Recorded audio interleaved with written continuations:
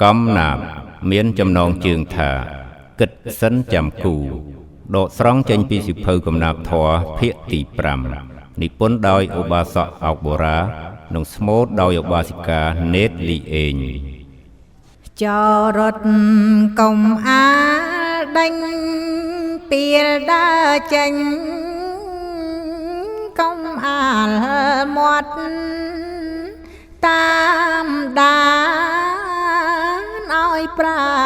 កដថតហើយកត់ផងតាងាយប្រទេសយើងមានច្បាប់ហាមសំឡាប់នុងពេបជ្រាយលៃលោកមើលសំពីពីព្រេងនាយដោយផ្ចិតផ្ចង់មនុស្សខ្មៅសល្អទៀបខ្ពង់មានកិត្តិយសសព្រុងត្រឹមត្រង់ព្រះធម៌ជួយដំរងសូមព្រះសង្ឃជួយបងរៀនបើខឹង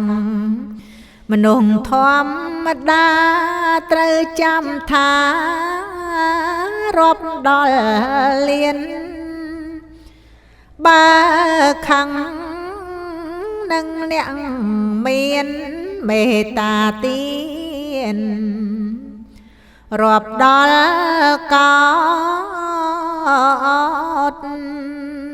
បើខឹងនឹងមន្ត្រី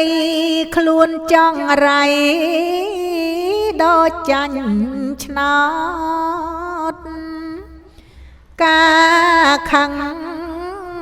គ្មានអ្នកកោតព្រោះតែឆោតនាំអំពាល់បើឈានដល់ក្តីក្តាំពិតជាកម្មនាំអោយខ្វល់ប្រាំងកាំងអស់គ្មានសល់ជឺខ្ចីបុលព្រោះចង់ឈ្នះ